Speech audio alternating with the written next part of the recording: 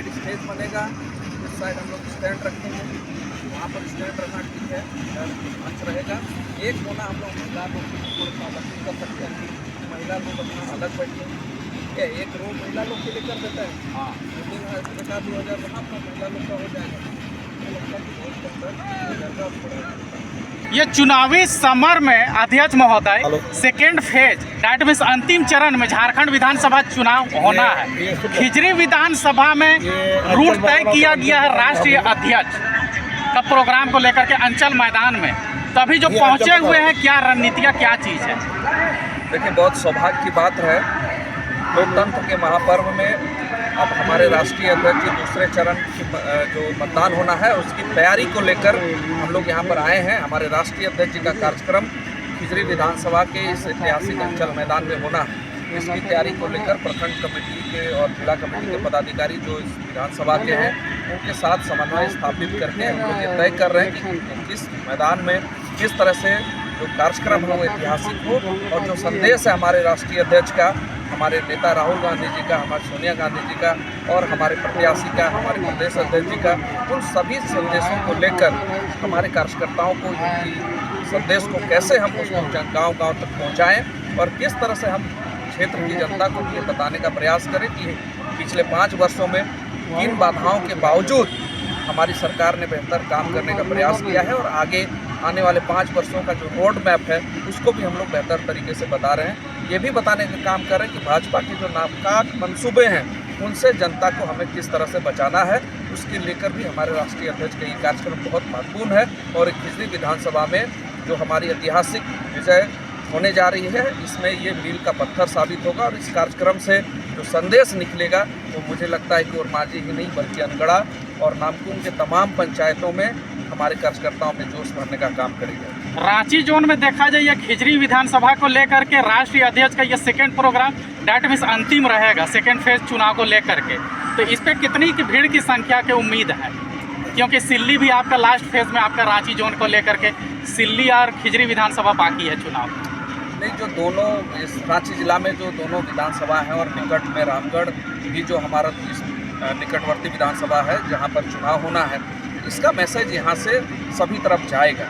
मुझे लगता है कि ओरमांझी के ये कार्यक्रम ऐतिहासिक होगा और कार्यकर्ताओं में जिस तरह से जोश, ऊर्जा और उत्साह मुझे महसूस हो रहा है तो हमको लगता है कि एक बहुत बड़ी तादाद होगी जो माने 10,000 के आसपास हमारा टारगेट है कि हम लोग 10,000 से अधिक लोग यहाँ पर जुटेंगे। तो उतने तो हमारे कार्यकर्ता आने हैं, इसके बाद भी अन्य लोग जो अगल बगल के हैं वो लोग भी आकर इस बात को हमारे राष्ट्रीय अध्यक्ष के संदेश को सुनना चाहिए। जो भीड़ का जमावड़ा रहेगा इससे पूर्व देखा गया कांके विधानसभा में कुछ भ्रामक खबरें भी प्रसारित किया गया अखबारों वगैरह सब का माध्यम से, तो उसके कंपैरेटिवली क्या मतलब रहेगा, क्या संदेश रहेगा जनता के बीच, क्या मैसेज देना चाहते हैं? क्योंकि आप रांची जिला का एक जिला अध्यक्ष एक निष्ठापूर्वक अपना दायित्व को आप ही पर सब कुछ निर्भर।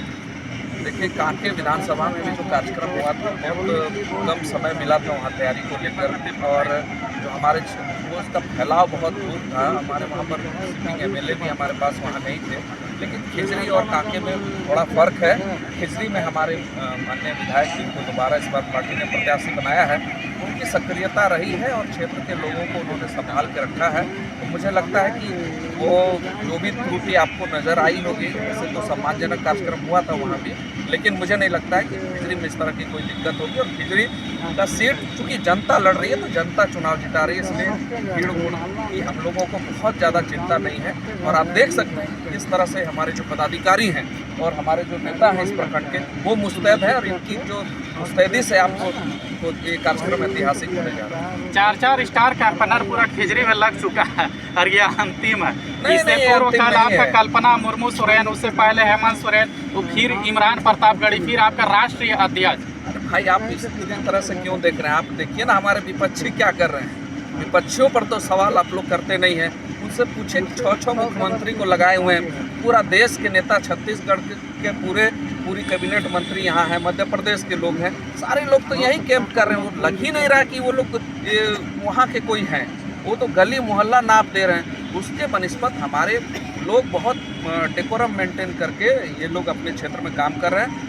और जो भी लोग हैं हमारे बहुत लोग स्थानीय लोग ही कैंपेन कर रहे हैं। मुख्यमंत्री और उनकी धर्मपत्नी जो विधायक हैं वो भी अगर काम कर रही है इस क्षेत्र में, जन प्रचार कर रही है, तो ये तो उनका दायित्व है और वो कर रहे हैं, तो बहुत सौभाग्य की बात है। वर्मा जी, देखा जाए बीजेपी का गढ़ माना जाता है, क्योंकि राज्यसभा सांसद और उसके बाद पूर्व सांसद रामटहल चौधरी भी यहाँ के एक जिम्मेदार शख्सियत में से जाने जाते हैं। और वैसा गढ़ में कांग्रेस का ऐसा बड़ा प्रोग्राम, भव्य आयोजन सिर्फ वर्माजी अंचल मैदान को क्यों चिन्हित किया गया? देखिए, आप इतिहास की बात कर रहे हैं, आप वर्तमान में आइए। वर्तमान में वर्माजी अब कोई भाजपा का गढ़ रहा नहीं।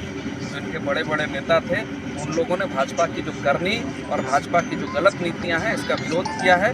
और आम जनमानस अब भाजपा से आजीज आकर अब लोग पुनः कांग्रेस पार्टी पर विश्वास कर रहे हैं और हमारे लोगों के साथ जुड़ा हुआ है। इसलिए वर्माजी पर यह कहना कि किसी का गढ़ है, आज के समय मुझे लगता है कि वर्माजी बहुत हद तक कांग्रेस पार्टी के साथ है, इंडिया गठबंधन के साथ है। जो अभी एक स्टेटमेंट वायरल हो रहा है, कटेंगे तो बटेंगे, इस पर लेकर के आप अपना विचार दे दीजिए। ये तो एक तरह से सच्चाई बात है कि देश की जनता आपस में ना बटे और नफरत को हटाएं, आपस में एक दूसरे के साथ मोहब्बत से रहें। तो कटने और बटने की जो बात है, ये मुझे लगता है कि ये पूरे देशवासियों पर ये लागू होना चाहिए, किसी धर्म और जाति पर नहीं होना चाहिए। हम बंटते हैं, हम धर्म के आधार पर बंटते हैं, जाति के आधार पर बंटते हैं, तो फिरका परस्त ताकतें और जो धार्मिक उन्माद फैलाकर राजनीतिक विद्वेष का लाभ लेती है, इनके खिलाफ ये आवाज़ होनी चाहिए। मुझे लगता है ये एक तरह से जो राहुल गांधी का जो संदेश है कि हम मोहब्बत का पैगाम लेकर चलेंगे, मुझे लगता है कि वही बात ये लोग ये बोलना शुरू किए हैं। अब इसको किस परिप्रेक्ष्य में और किस प्रसंग में बोल रहे हैं और इसका उपयोग किस वजह से और किनके लिए करना चाहते हैं, ये भाजपा वाले जाने। लेकिन बृहद परिप्रेक्ष्य में हम लोग इतना ही कहेंगे कि देशवासी सब एकजुट हैं और सभी लोग आपस में भाईचारे के साथ रहते हैं। यहाँ आपस में अगर हम लोग बंट के चलेंगे तो देश को, ये धार्मिक रूप से जो लोग देश को बांट कर राज करना चाहते हैं, वो लोग शासन करेंगे। और जिस तरह अंग्रेजों ने बांटो राज करो किया था, उसी तरह से ये लोग धर्म के आधार पर लड़ाना चाहते हैं। इसलिए इसके खिलाफ कांग्रेस पार्टी के लोग आपस में सभी लोग मिलजुल कर चलना चाहते हैं। पहला चरण का चुनाव सिर्फ कुछ वक्त बाकी रह गया है, तो इसको लेकर के क्या प्रतिक्रियाएं मिल रही हैं? देखिए, मैं तमाम जगहों से अभी करीब 15-16 बूथों से मैं खुद ही दौरा करके आ रहा हूँ और मैं इसके बाद एक और विधानसभा में मैं जाऊँगा। जहाँ भी मैं गया हूँ, आप इस बात को बिल्कुल ईमानदारी पूर्वक कह रहा हूँ कि ये चुनाव जनता लड़ रही है। जनता की आवाज़ है कि हमको पुनः इंडिया गठबंधन के शासन को स्थापित करना है। क्योंकि हमारे विपक्ष में जो लोग हैं, वो लोग सिर्फ जुमलेबाजी करते हैं। 10 वर्षों के शासन में जो केंद्र सरकार का शासन था, उसको लोगों ने देखा है और झारखंड को भी देखा है कि किस तरह से जब इनको शासन सत्ता का बागडोर मिलता है, तो ये लोग छत्तीसगढ़ के व्यक्ति को अपना सिरमौर बना देते हैं। किस तरह से देखा है कि यहाँ पर किस तरह से हाथी उड़ाने का मोमेंटम का घोटाला हो गया, किस तरह से यहाँ पर बांधों को चूहे कुतर जाते हैं। तो बड़ी बड़ी चीज़ें, भाजपा को बहुत अवसर मिला है इस राज्य में। अब लगता है कि झारखंड सही हाथों में है और इंडिया गठबंधन मुझे लगता है कि बेहतर परफॉर्मेंस किया है। जनता पुनः एक बार और मौका देने की मूड में है। सभी बूथों पर मैंने ये महसूस किया और बहुत एग्रेसिव वोटिंग हो रहा है। वोट का जो तरीका है जनता का, वो बहुत एग्रेसिव है। वो अपने हक अधिकार के लिए मत कर रही है, किसी दल के लिए वोट नहीं कर रहे हैं। इसलिए हमें पूर्ण भरोसा है, पुनः जो पहला चरण है, कांग्रेस और इंडिया गठबंधन अपनी बढ़त बना चुकी है। जो मुझे लगता है कि दूसरे चरण में हम लोग आराम से सरकार बनाने की ओर बढ़ रहे हैं।